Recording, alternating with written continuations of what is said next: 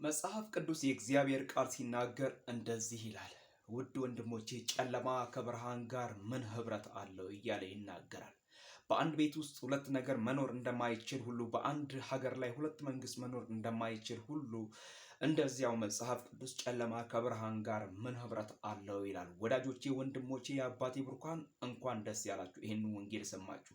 ይህን ወንጌል ያልሰማችሁ ደግሞ መዳን በሌላ በማንም የለም እንድንበት ዘንድ ከሰማይ በታች የተሰጠን ስም ኢየሱስ ነው እያልኩ የእግዚአብሔርን ወንጌል በኃይልና በስልጣን እንናገራለን። ይህንን ከመናገር ሌላ ምንም የምንለው ነገር ሊደብራችሁ ይችላል፣ ላይመቻችሁ ይችላል። እኛ ግን የእግዚአብሔርን ወንጌል ከመናገር ዝም አንልም፣ አንቆጠብም። ምክንያቱም የዳንበት ወንጌል ነው፣ የተረፍንበት ወንጌል ነው፣ ህይወት ያገኘንበት ወንጌል ነው፣ ነፃ የወጣንበት ወንጌል ነው፣ ከአጋንንት ስራት የተረፍንበት ወንጌል ነው። ምክንያቱም ይህንን ወንጌል ስለያዝን የአመፃ ልጅ እኛን ሊደፍረን አይችልም። ይህንን የእግዚአብሔርን ስም ስለምንጠራ አመፃ ክፋትን ሊጨምርብን አይችልም።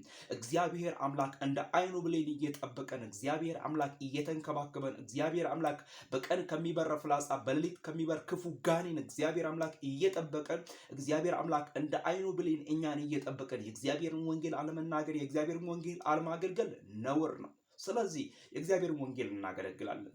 ትናንትና ከእድር ከማህበር ከተለያየ ነገር እንገለላለን ሲሉ አባቶቻችን በድብቅ ተናግረውታል። ዛሬ ግን እግዚአብሔር አምላክ ጊዜ ሰጥቶን እግዚአብሔር አምላክ ቀን አመጥቶልን በአደባባዩ እየደረሳችሁበት ቦታ የእግዚአብሔርን ወንጌል በወንጌል በመስበክ በቃል በመስበክ በተለያየ በዝማሬ አገልግሉ ብሎ እግዚአብሔር አምላክ ድምፅን ከሰጠን እግዚአብሔር ለሰጠን ድምፅ ታማኝ እንሆናለን እንጂ ለጓደኞቻችን ለወንድሞቻችን ብለን ይሉንታ ሼም የሚይዘን ነገር የለም። እብዶች ብንሆን ለክርስቶስ ነው አለ ጳውሎስ። ስለዚህ እኛ ባለንበት ዘመን እብዶች ብንሆን ለእግዚአብሔር ወንጌል ነው። የእግዚአብሔር ወንጌል ይለውጣል ነው የምንለው። የእግዚአብሔር ወንጌል ያድናል የምንለው። ደብተራ አያድንም፣ ሟርት አያድንም፣ ድግምት አያድንም፣ መተት አያድንም እያልን ይህንን ታላቅ ወንጌል ነው የምንናገረው።